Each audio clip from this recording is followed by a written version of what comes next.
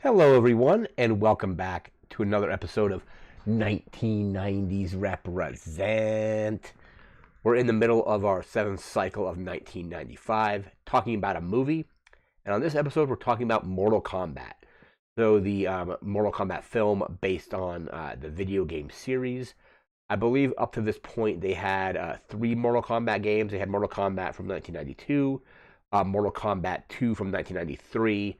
And then earlier in the same year that this came out, we got Mortal Kombat 3. So they were on their third game by the time we got the first movie. And I watched this again recently, and I will say I had an absolute blast watching this again. It's cheesy, it's fun, it doesn't take itself super seriously. And for a movie based on a video game, I think that's a huge kind of factor to put into the movie. It's pretty good overall. Video game movies, by and large, are usually not particularly good. There's a lot of really bad ones. There's a couple that are all right.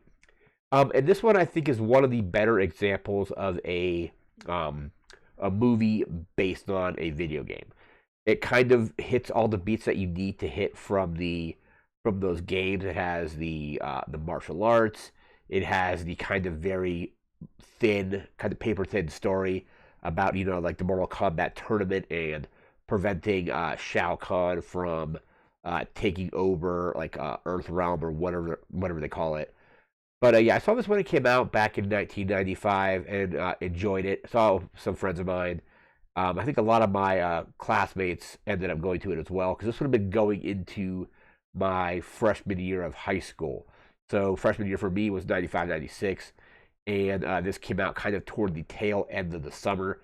So it's kind of like one of like the last days of summer kind of thing. I forget when we started school back then. Usually like they started like when I was in elementary school, I think it was after Labor Day, and then in middle school and high school, it was usually like the third or fourth week of August. So this would have been maybe like one of the last weeks before going back to school. So had a lot of fun with the movie. Had a lot of fun on the rewatch. The soundtrack is really good, and of course it just opens up with the classic Immortals, Mortal Kombat, and that's like bum bum bum bum bum bum bum bum bum bum. Just a great song by them, and it's like test your might. It does like it's like basically I think they lifted that off the album that came out. I think it was in 1994, which was the Mortal Kombat album. They incorporated some of that into the soundtrack for this, and then did some more original stuff as well. But I have my notes here for it. We're gonna get through those notes, and then we will discuss the plot and all that as well. Let me just get my notebook here. All right, so we got Mortal Kombat movie, first released August 18th, 1995. Directed by Paul Anderson. I believe now goes by Paul W.S. Anderson. Probably more known from the Resident Evil film series, directed Event Horizon and some movies like that. Kind of some of those Resident Evils are kind of cheesy, but like they're fun. So he kind of knows like when he's doing a video game movie, you kind of know what to expect from him. But this was pretty fun. The production on this began, I believe, shortly after Mortal Kombat 2 was released. So Mortal Kombat 2 came out in 1993. They started production on this shortly after that. And the film's producer, Lawrence Kasanoff, apparently was visiting Midway, and I think Mortal Kombat was already out, and Mortal Kombat 2 was about to get released, and he saw them playing the game and thought, like this might make a really cool movie. Apparently, Neil D. Nicotro, or I believe one of the heads of Midway, actually disagreed based on the fact that video game movies aren't very good.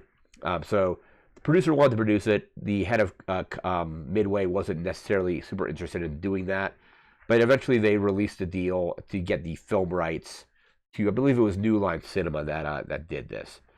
Paul Anderson, or Paul W.S. Anderson, was selected based on his prior film, or his directorial debut from, I believe, the year earlier, called Shopping. I have not seen that, but I was doing some research for it. Apparently, it's got Jude Law, I think, in one of his, maybe his very first film. Sean Bean's in it. I love Sean Bean, so I might check that out at some point as well. So it got selected based on the film Shopping. Some very kind of charming in a cheesy way. CGI in this movie, like Scorpion's little scorpion actually is animated. There's just a lot of kind of very mid-90s looking CGI in this movie. It looks kind of cheesy.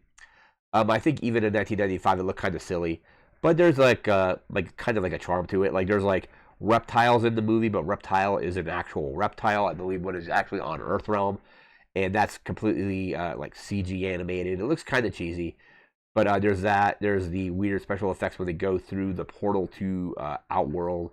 Some of the stuff Sub-Zero's doing is cheesy looking as well. Goro is in this. I believe Goro is completely animatronic. Goro is actually pretty impressive for the fact that it's an animatronic. It looks kind of cheesy now, but I think back in 1995 that was a pretty good feat getting that thing animated for the film. Goro being the sub-boss of the original game, the four-armed boss right before you fight Shang Tsung. I think actually probably a more challenging fight from what I remember than actual fighting Shang Tsung in the game. So some cheesy CGI. Apparently some actresses that were considered for the role of Sonya Blade were Sharon Stone, Christina Applegate, and Dinah Meyer. Apparently, from what according to my research, Cameron Diaz was actually cast to be in this movie, but I think injured her wrist prior to filming, and then they went with, I think it was Brigitte Wilson, I think, is who ended up taking on the role of Sonya Blade. But yeah, Cameron Diaz apparently was on board initially before getting injured doing something else. Another person for the role of Johnny Cage, kind of would have been like a full circle moment. So Johnny Cage is essentially based on the Jean-Claude Van Damme character from, I believe, either Kickboxer or Bloodsport, one of those movies. And some of the kind of poses that Johnny Cage does in some of the games are very like akin to like the way like Jean-Claude Van Damme is in some of his films. So they initially wanted him to play Johnny Cage, and he had some scheduling conflicts, so he couldn't be in it. But it was because he was filming another video game movie, Street Fighter. So I don't know. I think I like this Mortal Kombat more than Street Fighter. It's been a while since I rewatched Street Fighter. I might have to rewatch that for a future cycle. I think it was 1994 is when that came out. But yeah, Jean-Claude Van Damme originally, they offered him the role of Johnny Cage, but he had to turn it down. They filmed in Thailand. And the cinematography, I will say one thing that stands out about this film is the actual cinematography on some of the stuff in the beaches and near the temples, and some of the like interior shots of when they're getting like fights set up is actually really impressive. Like the cinematography on this is actually a lot better than it probably needed to be for this kind of movie. I believe there's a beach called Railay Beach in Thailand, and that I recognize like the rock formations because there's like I think there's a scene where they're having a fight between I believe Katana and Liu Kang on the beach, and I recognized the kind of rock structures that were on that area. Apparently, it came out to mixed reviews critically.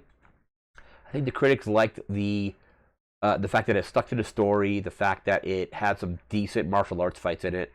I think they kind of marked it down a little bit for shying away from the violence, but also wanted to get more people in the theaters. They kind of had to make it a PG-13 film, so there's not a lot of like blood or anything like that like in the games. It does feel kind of counterintuitive because the whole thing about the whole appeal of Mortal Kombat is like doing fatalities and things like that. But even with it being a PG-13 film, I think it actually stuck to the story pretty well. Like the story, like I said earlier, is very paper thin, but it stuck to it pretty well overall. And we had all the characters from the game make an appearance. So we have our kind of lead characters that we're following most of the time are going to be Liu Kang, Sonya Blade, and Johnny Cage, with Raiden popping in occasionally to like offer them like guidance and what have you. But then also you have, I believe there's 7 characters in the main game. So we got the 4 there. So we got Liu Kang, Johnny Cage, Sonya Blade, and Raiden. And then you also have Sub-Zero, Scorpion, and Kano. Those are like the playable characters of the original. But then in the film, they also add in Reptile, who is not in the original game. Or actually, sorry, Reptile was in the original game as a hidden character. But there's some characters that show up that that you weren't playable. Like Goro is in the movie as well. I think Jax shows up in the movie as like in the beginning with Sonya Blade, but he makes his first appearance in the in what is it, Mortal Kombat 2, the game where you can play as him. But yeah, there's like a lot of just nods to the game. A lot of the moves, like Sub-Zero does his ice attack. Scorpion's got his get over here thing. You got Shang Tsung stealing souls. Goro like pounding on people. And then you have like Raiden doing stuff with lightning. Raiden doesn't really fight in the movie. He's more of this there to kind of guide our main characters through the story, essentially. Let's see what else we got in the notes. I think we might be done with the notes here. Oh yeah, like I said, the soundtrack by the Immortals is great. There's so they did the 1994 album, which was Mortal Kombat the album. Some of the songs on that album were reused in the film, and then the film was composed, the film score itself, by George S. Clinton, who I believe on the 1998 series we talked about him because he did the score for Wild Things. It's a great film too, by the way. But now we are going to get into the plot of the film here. So the plot of the film is, very beginning of the film, Liu Kang is having a nightmare basically of Shang Tsung killing his brother. He's like, your brother's soul is mine. And he wakes up and he's got to go back to China, I believe. So there's a few like little like opening like prologue things. That's Liu Kang's. They do one for Sonya Blade where they're doing a raid on like an underworld hideout. They're going after Kano, so it's her and Jax trying to get a hold of Kano, and it's a reveal that Shang Tsung is actually working with Kano because he wants to get Sonya into the Mortal Kombat tournament. So basically, he's just like, hey, like she'll come after you, and you'll lead her to me, and then that'll lead her to the Mortal Kombat tournament. So he's basically using Kano to kind of just bait Sonya to come to the tournament. He also baits Johnny Cage by, I believe, disguising himself as Johnny Cage's one of his masters. And then, because it's when his master is like, hey, this tournament's huge, you can get like really famous with this tournament. And then as he's leaving, it shows him morphing back into Shang Tsung. But there's a scene with Johnny Cage doing a scene for an action movie, apparently, and they're like fighting in a garage. And he's fighting off a bunch of armed henchmen. He takes them all out, and the final guy doesn't go down. And Johnny Cage kind of whispers to him, he's like, hey, this is where you fall down. The guy eventually does, and he's like, oh, these guys are amateurs, like, what's going on? Meets with his old master, and he tells him about the tournament. And then everybody is getting ready to head out to the tournament. Raiden shows up, kind of explains what's going on. Liu Kang feels guilty about the death of his brother, and he's like, he wants to fight in the tournament to basically avenge the death of his brother at the hands of Shang Tsung. And like I said, Raiden pops up to kind of offer advice and tell them, you know, like what they should be doing at the tournament. There's a scene where I think like Johnny Cage mistakes just Liu Kang is just some guy. He's like, hey, like here's some money, put my bags on the boat, and he drops the suitcase. Liu Kang drops Johnny Cage's suitcase into the water, and Johnny Cage is like, I'm glad I didn't ask him to park the car. Apparently, some of those lines were ad-libbed as well. But they get out to the tournament, they're walking up. Johnny Cage is carrying like 20 suitcases. Maybe not 20, but he's carrying a ton of suitcases. And they're all walking up to the tournament. They all kind of start heading into it. And Shang Tsung is like talking about the tournament, and Raiden's there as well. And then Liu Kang, our main characters basically, Liu Kang, Raiden, or not Raiden, Liu Kang, Sonya, and Johnny Cage are walking around, and they find Kano. Sonya is still wanting to go after Kano, and Kano is there talking to Goro, and they're like, well, he's like, this is the thing that's going on. And then, so those characters are being spied on, and they fight off a bunch of, like, random, just generic minions. Shang Tsung tells Reptile to keep an eye on things, and this is Reptile in, like, reptile form, and it's kind of funny because there's a scene where they go into this, like, Liu Kang goes into his, like, cave. It's, like, very, like, light blue and dark. And I just started laughing hysterically because it was, like, you can't see it because Scorpion can go invisible. But Scorpion reveals itself for a second and, like, breathes, like, acid or something all over Liu Kang. And Liu Kang's reaction to it is just, like, really over the top, really cheesy. But, yeah, they go there. Then the actual tournament itself starts, and Liu Kang just fights some random guy, and Shang Tsung is like, finish him. He's like, his soul is mine. He takes the guy's soul. Johnny Cage does some fighting. Sonya ends up, I believe, killing Kano by like breaking his neck. So she fights him in the tournament. And then like Shang Tsung is giving direction to Kano to like, basically like, don't harm Sonya, like just like embarrass her. But they fight, and Sonya, like I said, breaks his neck. And then eventually, Shang Tsung's character, Shang Tsung is like, he's like, we're tired of losing these fights. And that's when Goro starts coming in. There's like a montage where you see like a bunch of people just like getting flung around, and it looks like Goro is just fighting and fighting and fighting. I think there's another character that Goro fights later in the movie that he just kills. And they make kind of light of some of the effects. Like there's parts where like Shang Tsung is like fatality or flawless victory. It's like flawless victory. It doesn't make sense because like you do see the guy hit Goro once, so like it wouldn't be a flawless victory, but it's whatever. There's like a really weird, cheesy like romance plot between Sonya Blade and Johnny Cage, because it's like prior to the movie starting, they don't know each other. And then all of a sudden he's like, I'm doing this to protect you, and she's like, what are you talking about? I think canonically they had like, is it like Cassie Cage? I think is like, I haven't played any of the more recent games, but I think their daughter is a character you can play as in some of the more recent additions to the Mortal Kombat games. I haven't played those, but Raiden pops back up, and Raiden's like, you guys need to conquer your fears if you want to like stand a chance against Shang Tsung. He's like, Johnny Cage, you're afraid that you're not the best, and you go into fights like, you basically like look without leaping, basically. He tells Sonya that like you want to do these fights, but you're also you're afraid to ask for help, even though you actually need it.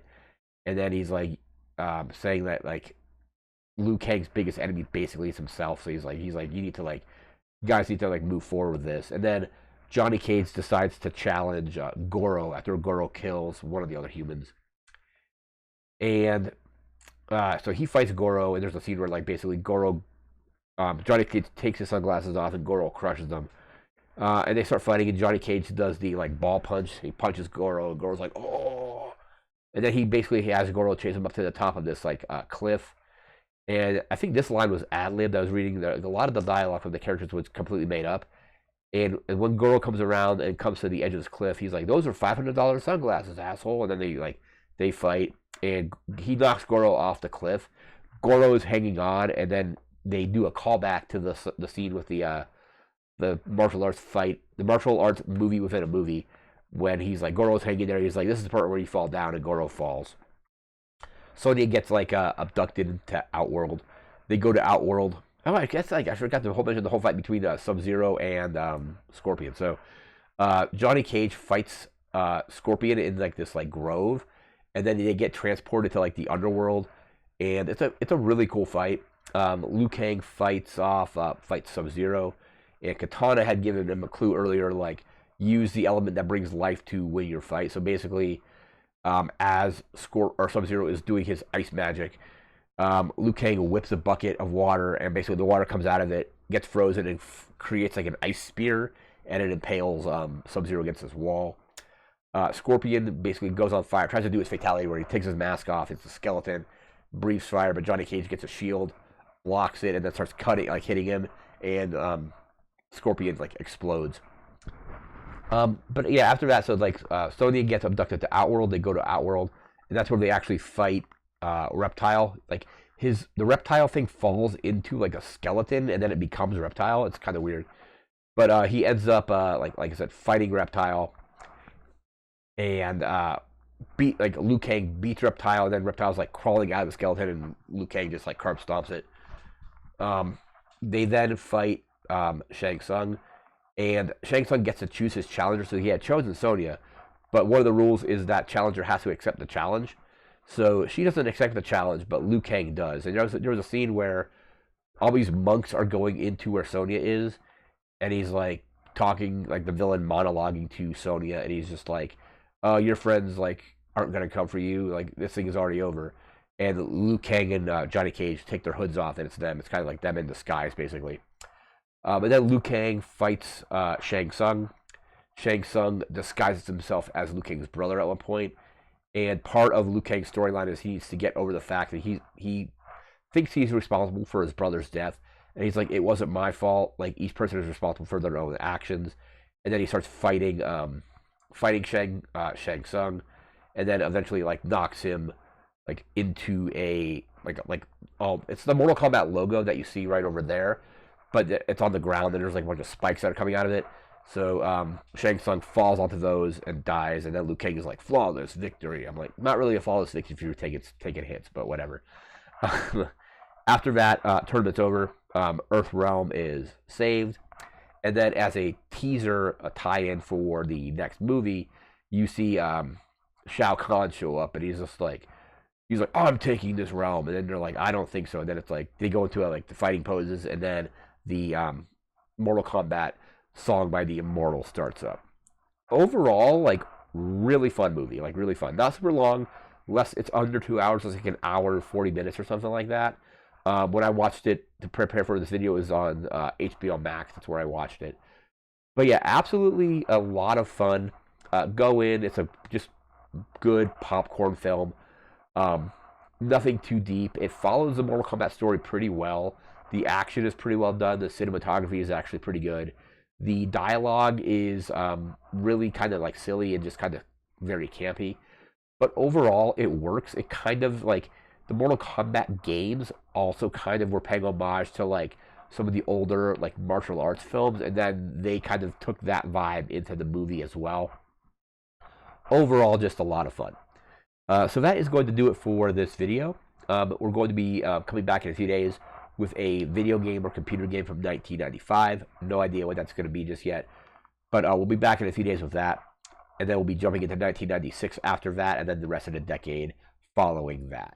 So yeah, that'll do it for now. So remember to like, comment, share, and subscribe. We'll see you again next time. Thanks again for watching. Take care and have a good one. See ya.